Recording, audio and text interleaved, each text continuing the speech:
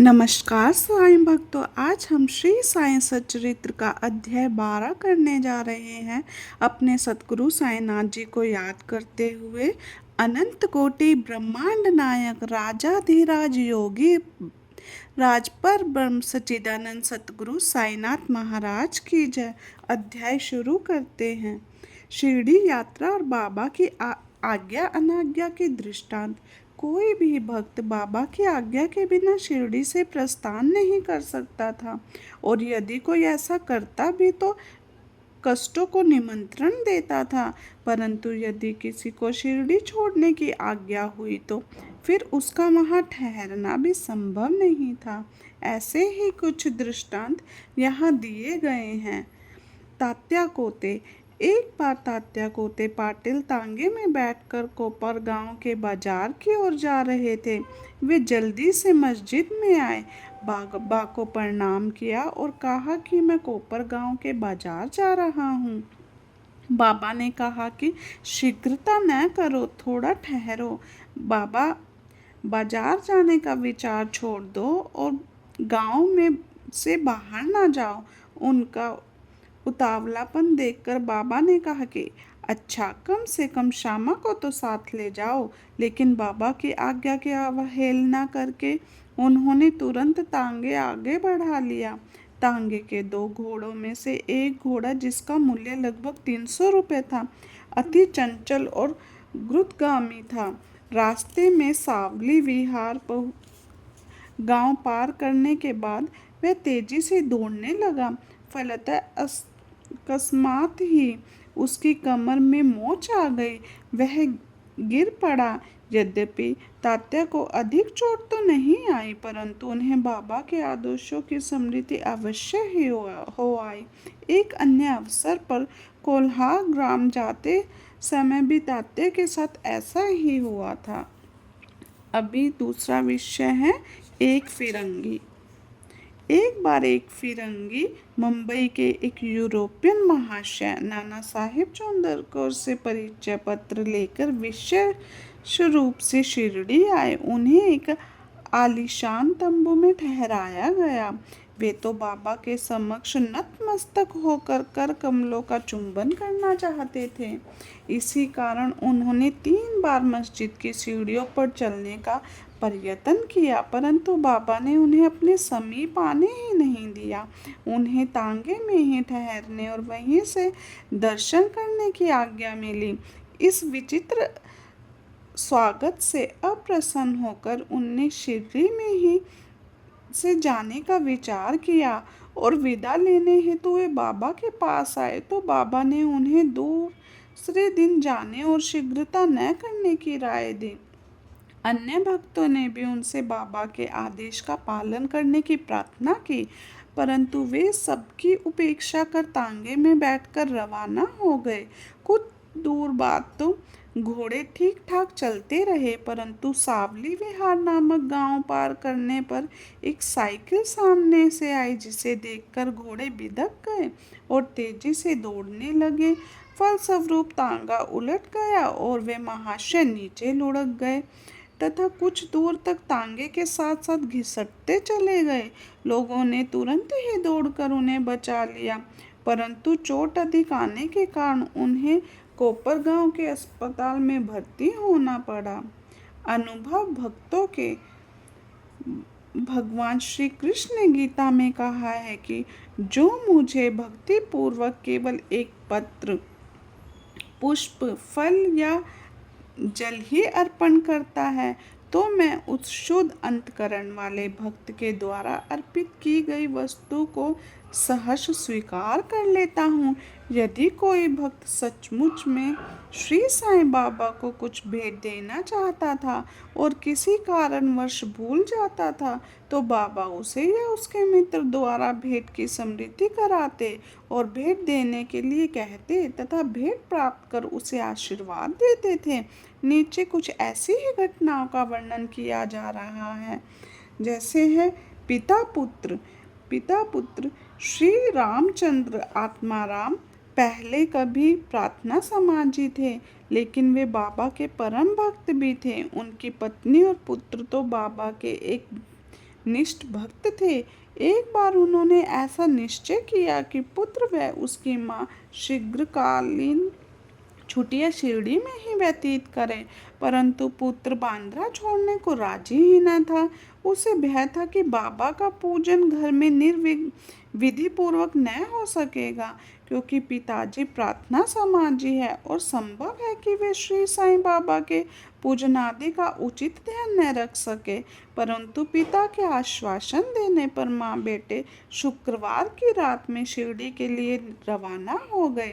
अगले दिन शनिवार को श्रीमान तरखड़ ब्रह्म मुहूर्त में उठे और स्नान आदि कर पूजन प्रारंभ करने के पूर्व बाबा के समक्ष साक्षात दंडवत करके बोले, हे बाबा, मैं ठीक वैसे ही आपका पूजन करता रहूंगा जैसे कि मेरा पुत्र करता है, परंतु कृपया कर इसे शारीरिक परिश्रम तक ही सीमित न रखना।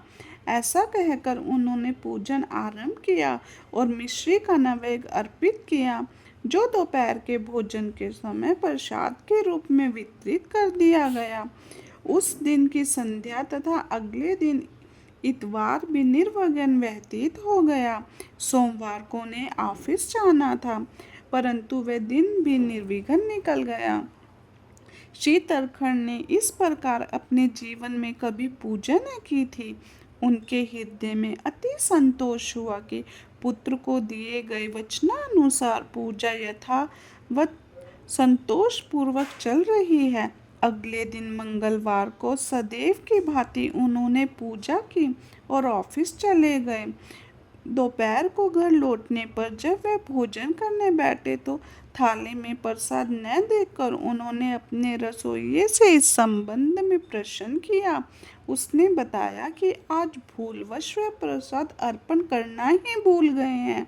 यह सुनकर वे तुरंत अपने आसन से उठे और बाबा को दंडवत कर क्षमा याचना करने लगे तथा बाबा को उचित पथ प्रदर्शन न करने और पूजन को केवल शारीरिक परिश्रम तक ही सीमित रखने के लिए उल्हाना देने लगे। उन्होंने संपूर्ण घटना का विवरण अपने पुत्र को पत्र द्वारा सूचित किया और उससे प्रार्थना की कि वह पत्र बाबा के श्री चरणों पर रखे, उनसे कहे कि वे इस अपराध के लिए क्षमा प्रार्थी हैं। यह घटना बांद्रा में लगभग दोपहर को घटी थी। उसी समय शिरडी में जब दोपहर की आरती प्रारंभ होने ही वाली थी कि बाबा ने श्रीमती तरखड़ से कहा, मैं कुछ भोजन पाने के विचार से तुम्हारे बांद्रा गया था। द्वार पर ताला लगा देखकर भी मैं कुछ भोजन पाने के विचार से तुम्हारे बांद्रा वाले घर में प्रवेश कर बैठा, परंतु वहां देखा कि भाव मेरे लिए कुछ भी भोजन खाने का नहीं रख कर गए हैं, अतः मैं भूखा ही लौट आया हूँ। किसी को भी बाबा के वचनों का अभिप्राय समझ में नहीं आया, परंतु उनका पुत्र जो समीप ही खड़ा था सब कुछ समझ गया कि बांद्रा में पूजन में कुछ त्रुटि जरूर हुई है, इसलिए बाबा से लौटने की अनुमति मांगने लगा। परंतु बाबा ने आज्ञा दी कि वहीं पूजा करने का आदेश दिया। उनके पुत्र ने शिरडी में जो कुछ हुआ उसे पत्र में लिखकर पिता को भेजा और भविष्य में पूजन में सावधानी बरतने की विनती की। दोनों पत्र डाक द्वारा एक दूसरे को मिले। श्रीमती तरखड़ की कहानी। बांद्रा के श्री रघुवीर भास्कर पुंदरे बाबा के परम भक्त थे। एक बार वे शिरडी जा रहे थे। श्रीमती तरखड़ ने श्रीमती पुंदरे को बैंगन दिए और उनसे प्रार्थना की कि शिरडी पहुंचने पर एक बैंगन का भुर्ता और दूसरे का काचरा बनाकर बाबा को भेंट कर दें। शिरडी पहुंचने पर श्रीमती पुंदरे भुर्ता लेकर मस्जिद गई। बाबा उसी समय भोजन करने बैठे थे। बाबा को वह भुट्टा बहुत स्वादिष्ट लगा, इस कारण उन्होंने थोड़ा थोड़ा सबको बांट दिया। इसके पश्चात ही बाबा ने काचरा लाने को कहा। राधा कृष्ण माई के पास संदेश भेजा गया कि बाबा कचरा मांग रहे हैं। वे बड़े असमंजस में पड़ गए कि अब क्या करना चाहिए। बैंगन की तो अभी ऋतु भी नहीं है। अब समस्या उत्पन्न हुई कि बैंगन किस प्रकार उपलब्ध हो। जब इस बात का पता लगा कि भरता लाया कौन था, तब ज्ञात हुआ कि बैंगन श्रीमती पुंदरे लाई थी तथा उन्हें ही कचरा बनाने का कार्य सौंपा गया था। अब प्रत्येक को बाबा की सर्वज्ञता का महत्व अचंबा हुआ। ओम साई राम। गोविंद बालाराम की कहानी। दिसंबर 1915 में श्री गोविंद बालाराम नामक शिरडी जाकर वहां अपने पिता की अंत्येष्टि क्रिया करना चाहते थे। प्रस्थान करने से पूर्व श्रीमती तड़खर से मिलने आए। श्रीमती तड़खर बाबा के लिए कुछ भेंट शिरडी भेजना चाहती थी। उन्होंने पूरा घर छान डाला, परंतु केवल एक पेड़े के अतिरिक्त कुछ भी न मिला, और वह पेड़ा भी अर्पित नवेद का था। उन्होंने वही भेज दिया। उन्हें पूर्ण विश्वास था कि बाबा उसे अवश्य स्वीकार कर लेंगे। शिरडी पहुंचने पर गोविंद मानकर बाबा के दर्शनार्थ गए, परंतु वहां पेड़ा ले जाना भूल गए। बाबा यह सब कुछ देख रहे थे, परंतु जब वह पुनः सायंकाल बिना पेड़े लिए वहां पहुंचे तो बाबा चुप न रहे और बोले कि तुम मेरे लिए क्या लाए हो। उत्तर मिला, बाबा कुछ भी तो नहीं। बाबा ने पुनः प्रश्न किया। उन्होंने वही उत्तर दोहरा दिया। अब बाबा ने स्पष्ट शब्दों में कहा, क्या तुम्हें माँ श्रीमती तड़खर ने चलते समय कुछ मिठाई नहीं दी थी। अब उन्हें याद आया और वह बहुत ही लज्जित हुए तथा बाबा से क्षमा याचना करने लगे। वह दौड़कर शीघ्र ही वापस गए और पेड़ा लाकर बाबा के सम्मुख रख दिया। बाबा ने तुरंत ही पेड़ा खा लिया। इस प्रकार श्रीमती तड़खर की भेंट बाबा ने स्वीकार की। ओम साई राम। बाबा का भजन और शिक्षा। एक बार श्रीमती तड़खर शिरडी आई हुई थी। दोपहर का भोजन प्रातः तैयार हो चुका था और थालियां परोसी ही जा रही थी कि उसी समय वहां एक भूखा कुत्ता आया और भौंकने लगा। श्रीमती तड़खर तुरंत उठी और उन्होंने रोटी का एक टुकड़ा कुत्ते को डाल दिया। कुत्ता बड़ी रुचि के साथ उसे खा गया। संध्या के समय जब वे मस्जिद में जाकर बैठी तो बाबा ने उनसे कहा कि माँ, आज तुमने मुझे बड़े प्रेम से खिलाया। मेरी भूखी आत्मा को बड़ी सांत्वना मिली। सदैव ऐसा ही करती रहो, तुम्हें कभी न कभी इसका उत्तम फल अवश्य प्राप्त होगा। इस मस्जिद में बैठकर मैं कभी असत्य नहीं बोलूँगा। सदैव मुझ पर ऐसे ही अनुग्रह करती रहो। पहले भूखों को भोजन कराओ, बाद में तुम भोजन किया करो। इसे अच्छी तरह से ध्यान में रखो। बाबा के शब्दों का अर्थ उनकी समझ में न आया, इसलिए उन्होंने प्रश्न किया, भला मैं किस प्रकार भोजन करा सकती हूँ।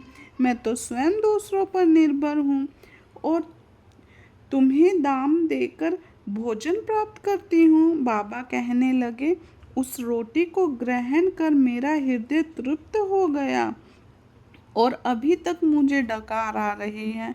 भोजन करने से पूर्व तुमने जो कुत्ता देखा था और जिसे तुमने रोटी का टुकड़ा दिया था, वह यथार्थ में मेरा ही स्वरूप था, और इसी प्रकार अन्य प्राणी, बिल्लियाँ, असुर, मक्खियाँ, गायें आदि भी मेरा ही स्वरूप है। मैं हूँ उनके आकार में डोल रहा हूँ। जो इन सब प्राणियों में मेरा दर्शन करता है वह मुझे अत्यंत प्रिय है। इसलिए दैत्य या भेदभाव भूलकर तुम मेरी सेवा किया करो। इस अमृत तुल्य उपदेश को ग्रहण कर वे द्रवित हो गई और इनकी आंखों से अश्रुधारा बहने लगी। गला रुंध गया और उनके हर्ष का पारावार न रहा। समस्त प्राणियों में ईश्वर दर्शन करो, यदि इस अध्याय की शिक्षा है। उपनिषद, गीता और भागवत का यही उपदेश है कि सब प्राणियों में ईश्वर का ही वास है।